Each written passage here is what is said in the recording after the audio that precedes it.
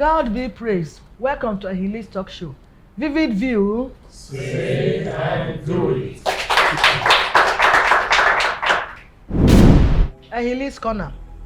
Lessons are not given, they are learned. Say something, somebody.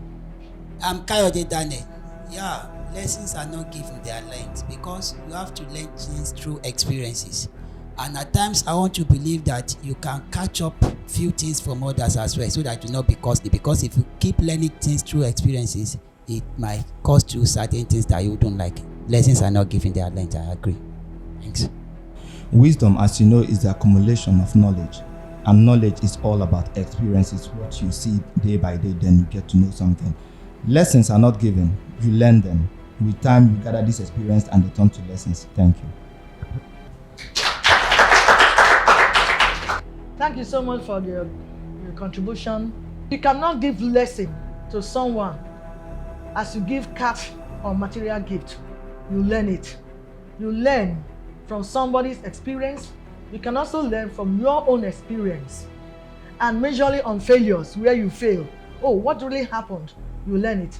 And it's for furtherance. What I mean by furtherance, I mean to keep you forward, to make you move forward, to achieve your goal. Because you already made mistake, you learn from it.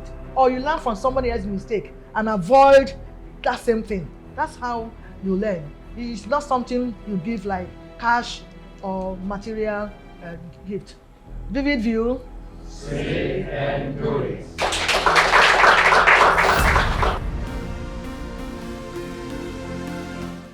Obviously, we are about to take a crucial decision that will either make nor mar our nation.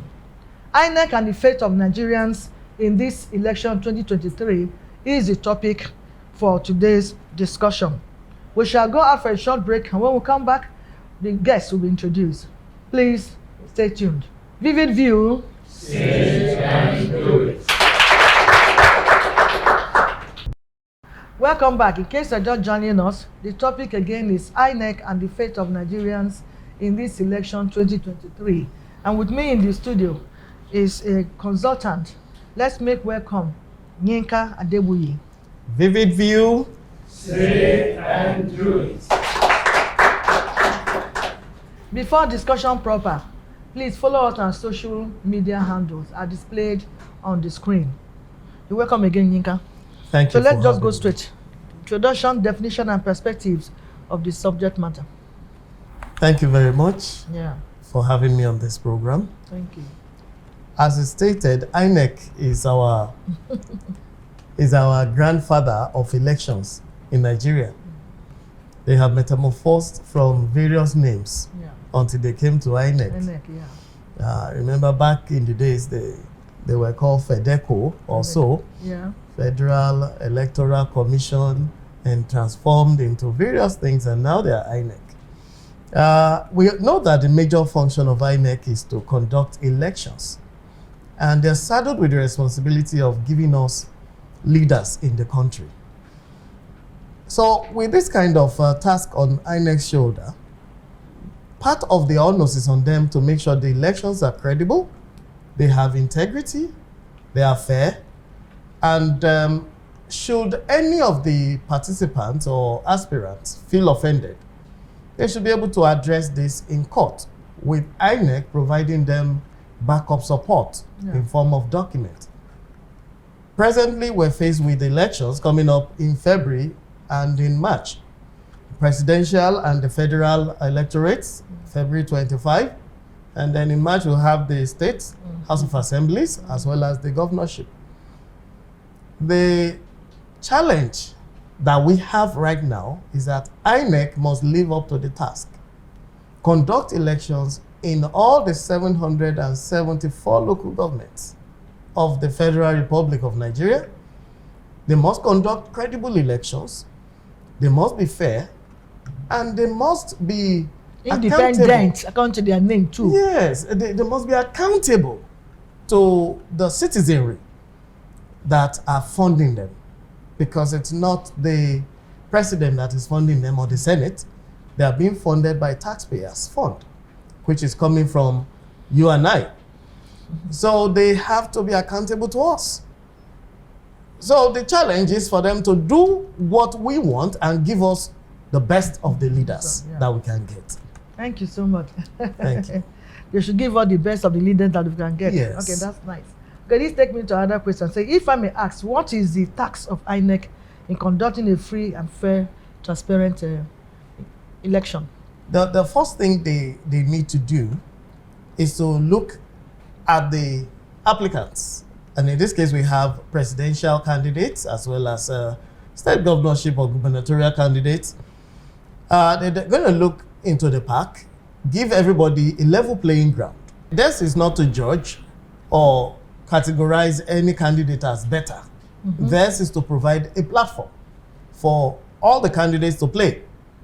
So the first thing they did was to set a timetable. They had to set a timetable for campaign, which was about 4 months before election. I think that opened in October, November. And that's going to elapse by, I think, a week before the elections. Or a few days, I don't know. It's a whole week, I think. Okay. It has to stop. So the candidates can't be seen campaigning publicly anymore, whereas their posters and their flyers can still go around. They also need to provide security or safety during the elections. So that's part of the responsibility they have. Yeah. Or the people or the populace of Nigeria should have this confidence that I'm going out to cast my vote or cast my franchise, and I'm not in any way afraid of being murdered or being attacked. So INEC needs to give us that confidence. It's not on the federal government to give us the confidence. It is INEC's responsibility to give us that confidence. So that, and they also need to assure us that the votes will be declared as casted. Not thwarted, not corrupted, and in any way not perverted. However, we actually don't know what goes on behind the scene. Okay, so but they have that responsibility to give us the true picture of what happened at the ballots. Thank you so much. That's exactly their duty. And like I said, INEC, I there means independent. They should also be independent. That is to say that they are not working for any particular, party. They must be fair. Absolutely. They must be fair to be able to give us that credible election we're talking Absolutely. about. That is, these are The only connection they have with the federal government are the demands they have. They present their demand for fund because they are funded by the FG.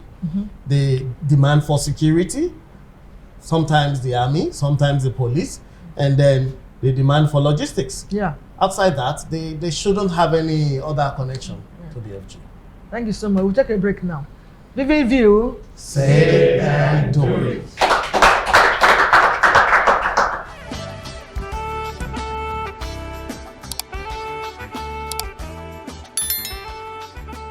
This is VVView.